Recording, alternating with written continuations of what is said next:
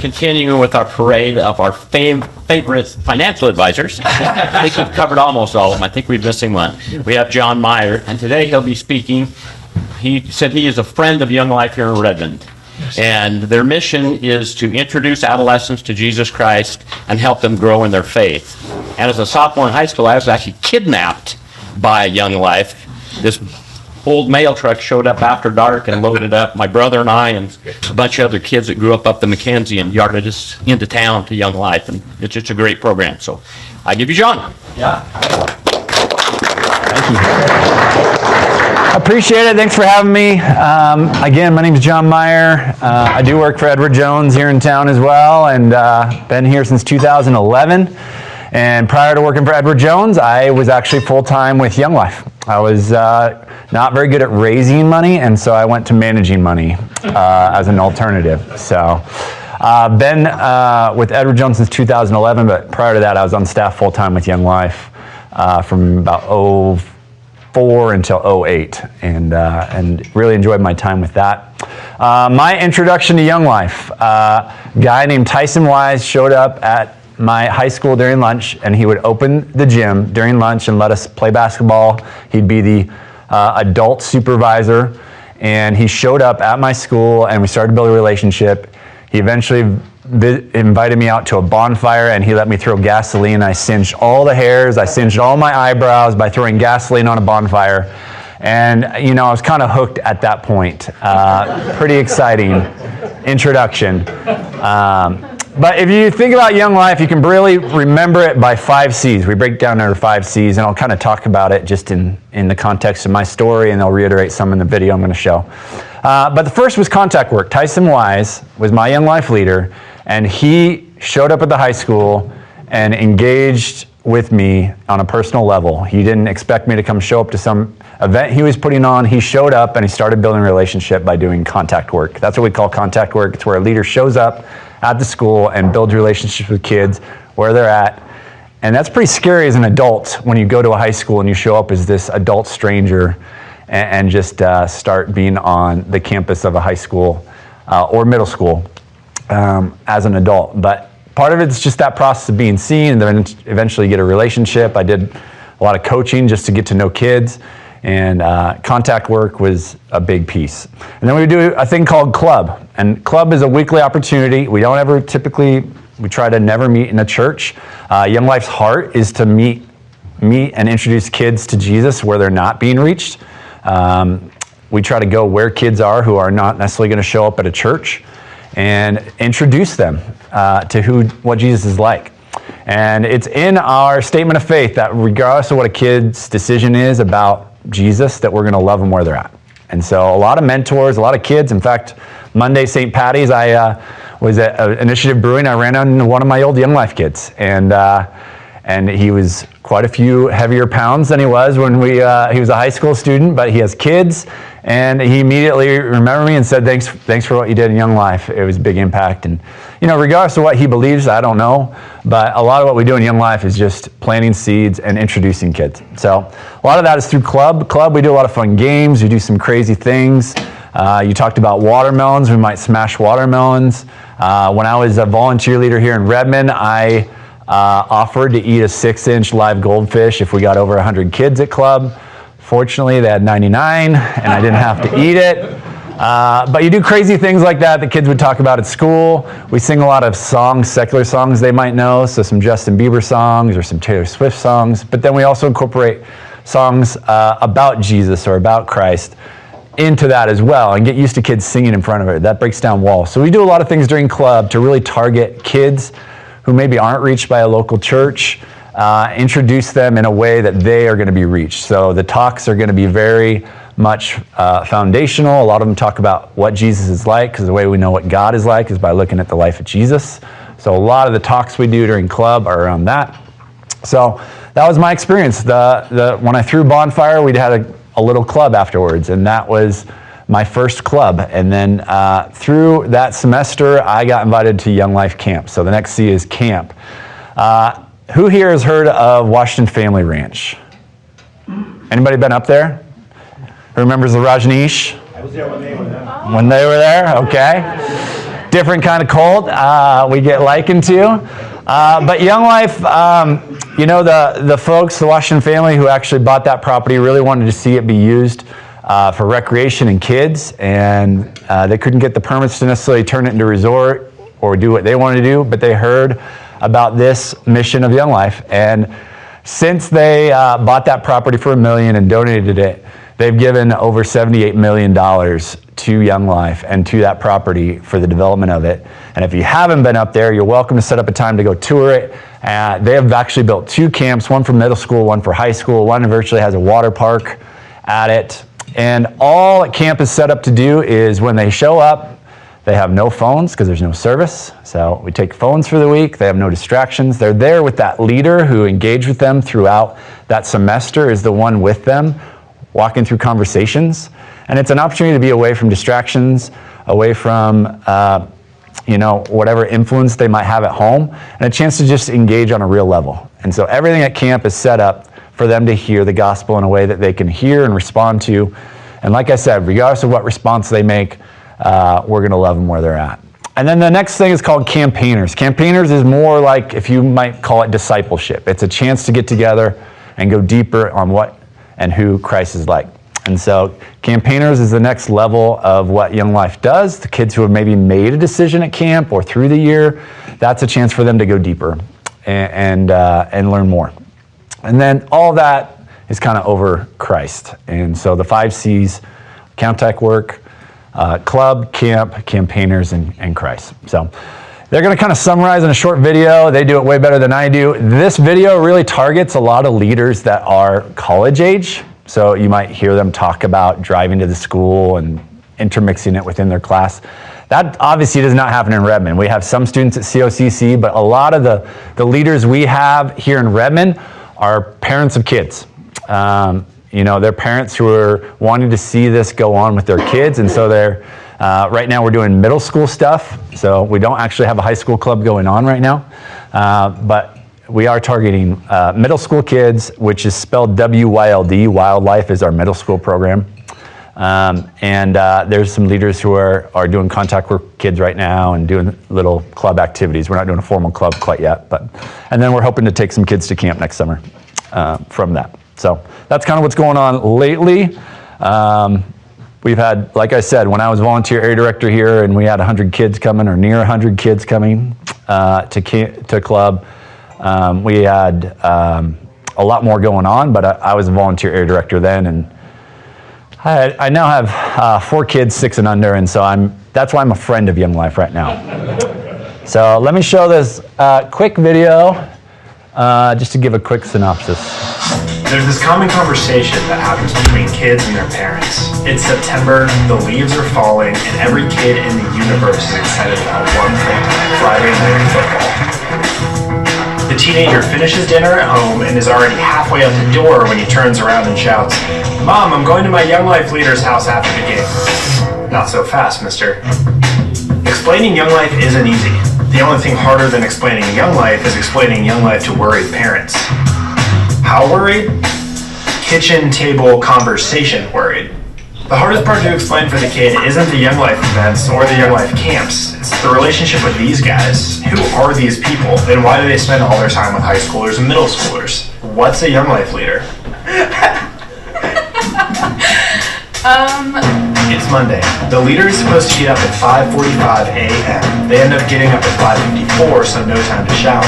They need to be at a school that they didn't graduate from in 20 minutes to pass out donuts. Luckily, they can drive to this school in their sleep because they've spent every Monday for months doing the same exact thing, which is why they threw away the donut holes and started using the whole thing, no pun intended. Even though no one wanted donuts and they burned through half a tank of gas, they consider them more of a success. Another quarter tank of gas later, and they are home just on time for their 8 a.m. psychology lecture. Yeah, psychology lecture. College isn't going to finish itself. Classes drag, but once they're finished, it's back up to the school that they didn't graduate from. It's Campaigners tonight, which is pretty much just a Bible study for people that wouldn't usually come to one. Moms are happy everywhere that their child's NIV is no longer collecting dust. Campaigners is a place where people can be real. It's a place where people are free to ask the questions that they've always been thinking and find out those answers. Right before they sleep, they briefly recall all the new names that they had learned that day at the school that they didn't graduate. Alright, you get it. Tuesday. Sun rises. Tuesday is an almost identical day to Monday, minus the donuts and plus a basketball game. They see that student again. They laugh at one of your jokes. Let's go! On their way back home, they stop by the local sports bar and ask about fundraising opportunities. The leader needs to raise a lot of money and not a lot of time if they want all the students to go to Young Life Camp. What's Young Life Camp? It's the best week of your life, but we really don't have time to talk about that right now. Wednesday, Club Day. Young Life's party with a purpose. The leader has been rehearsing their lines for weeks for a silly skit that may or may not be funny. Is Salt Bay still funny? Anyways, Club isn't just some loud event that starts at 8:08. It's a loud event that breaks down walls. It just happens to be at a goofy time. Young Life Club's week. Play exciting games, listen to music, dance, talk at the end about Jesus. That one student came and had the best time while hearing about a God who loved them. No, seriously, is Salt Bay still funny or have we moved on? Fast forward to the weekend. No one wants to see more lectures and car rides. We get it, you're in college, you do a lot of stuff. The leader has now spent a total of 5 hours and a tank and a half of gas of going to and from the school that they lead at. I fill up my gas tank every single time I'm in Finneytown. It's a quiet Sunday afternoon, the perfect time to catch up on schoolwork. Then the phone rings. It's from an unknown number, which usually means don't pick up, but for some reason they do. It's that student. They asked to get lunch. Suddenly, homework isn't important. I'm on my way. The donuts, the basketball games, they're good things. In fact, they're great, but they're meaningless if they don't lead to something bigger. This is the heartbeat of Young Life, and it always has been. The something doesn't have to be sensational. It doesn't have to be spectacle.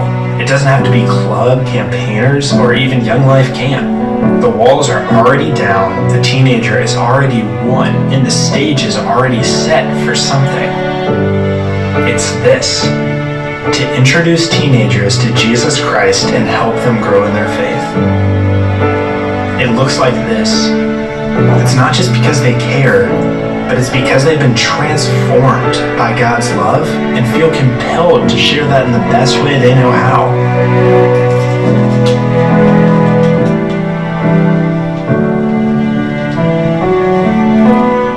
What's a Young Life leader? They're people, just like you and I. But what does a Young Life leader do? They care. And it looks a lot like showing up, one day at a time. So they showed a couple different things in that video. You saw some kids with special needs. That's one part of Young Life called Capernaum. That is really unique in that they have Capernaum clubs and they go to camp right with other kids. It's not like they're separated. They have Young Life leaders that, and I've been at camp with kids from Redmond, and there's been a Capernaum group, and I'll tell you what, it makes for an exceptional week to see the heart of those leaders engaging those kids with special needs on that level. Right alongside the kids, going down the zip line or whatever. They're doing everything. They're not separated. They're a part of everything going on with Capernaum kids. There's also Young Lives. That happens to be a separate week, but it's teen moms. Because of the situation with young kids, they are at camp with the mom and engaging. So Young Lives is a part of Young Life. The biggest is obviously Young Life and Wildlife, which is our high school, middle school. And then there's also a college life, college Young Life. So those are kind of the 5 branches of Young Life overall. Redmond. I'm here to answer any questions you might have about what's going on with Redmond. I mentioned I'm a friend of Young Life because I have young kids, and I've told my wife I'm not committing to anything new until my youngest is 5 years old. So I love the mission. I'm still around it. I just got a text while we were talking about kids hanging out for a meetup during early release today. And so I'm still very much around it, involved with it, know what's going on with it. I'm happy to answer any questions about what we do and what's going on. The heart of how you guys might be able to get involved is share the mission of Young Life. We're always looking for financial support. We're looking for prayer warriors. Young Life started in 1941 by a guy named Jim Rayburn because 4 older women started praying at one of the houses across from Galveston High School. That's how Young Life started, is they wanted someone to go where kids were and reach kids where they're at. Not expect kids to come show up to their youth group, but to go where kids are and build a relationship. And Jim Rayburn did do that. A year later, he was hired by the church not to be a youth pastor, but to go into the school, build a relationship. And that's how Young Life was founded. Some of the video you saw there was was the old clubs of Young Life.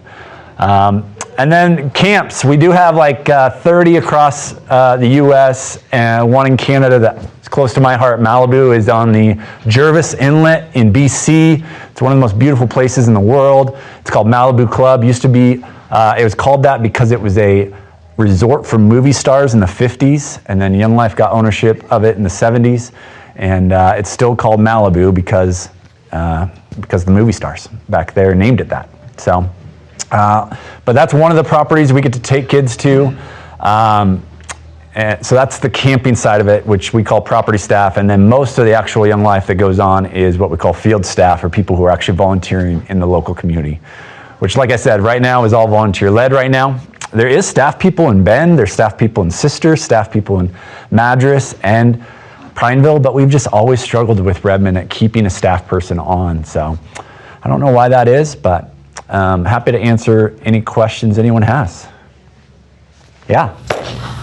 So you had said that right now it's just middle school, not high school, right? In Redmond. In Redmond. So what was the change? And do you see that coming back soon? I mean, is there a build up there, or what is lacking to get high school Young Life going in Redmond? Leaders. Yeah, volunteer leaders. Absolutely. People who want to.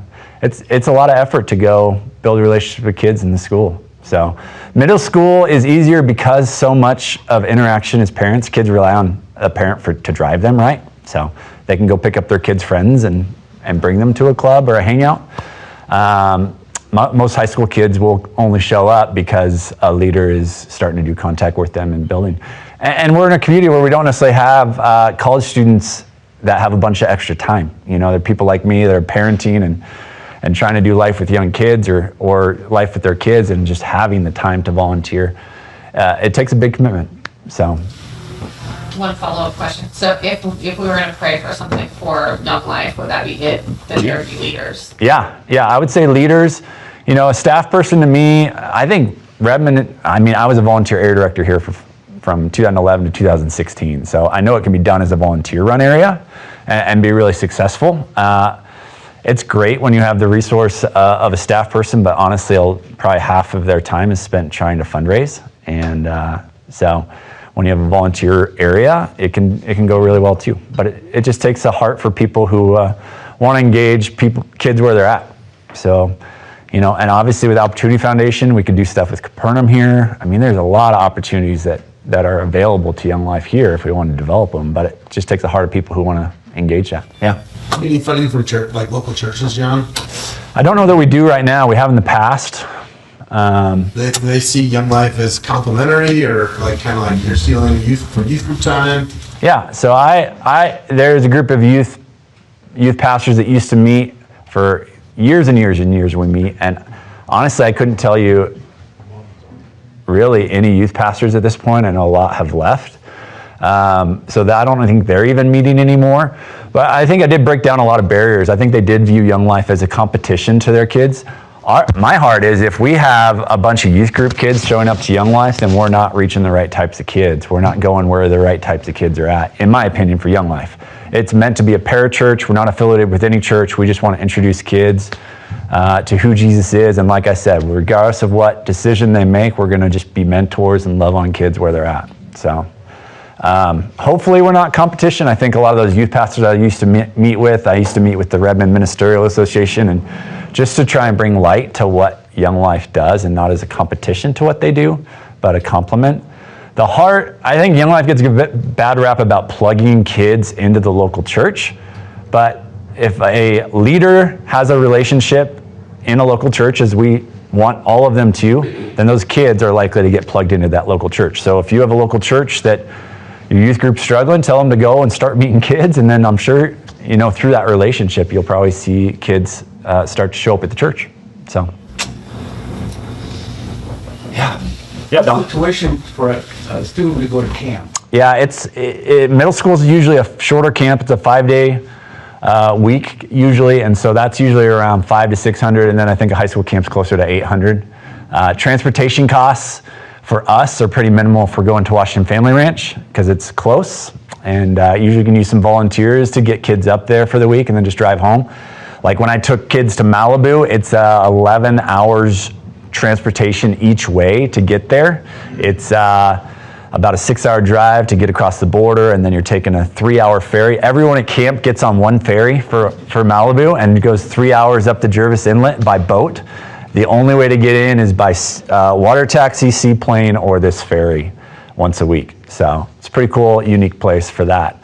So that one costs a little bit more, just because of the added cost for some of that. But yeah, if you want to scholarship a kid or help a kid who couldn't go otherwise, that could be a great resource, or partnering in that way for sure. Yeah. Jerry and I are sponsors of Young Life and have been to the camp. And if you haven't had that experience at Washington Family Ranch, go see it. Steve Buhner, Sunwest Builders, has built both those facilities out, and they are amazing. Yep. And when you see 800 kids on the high school side and 500 or 600 on the middle school side, it's Young Life. Yeah. It was great to be there. We were there for 3 days of one of the weeks in the summertime.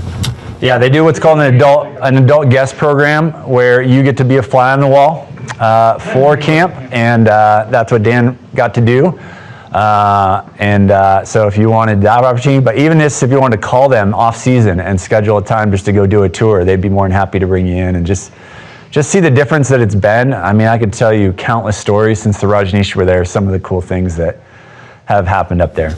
Well, one of the things my understanding is on Washington Family Ranch is that when the Rajneesh and his cult got taken out, it did end up in default with the state of Oregon, and Dennis Washington heard about it, bought it, tried to develop it, but a 23-year-old intern told him about Young Life, and that was $78 million ago.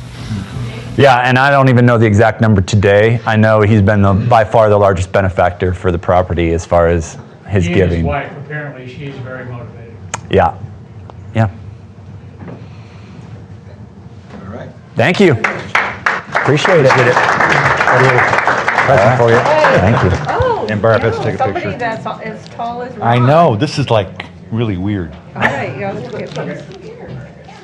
Usually I'm reaching down. Thank you. Yeah, appreciate it. Yeah. Enjoy that one. I will. Sit down on my desk with the others. Yeah.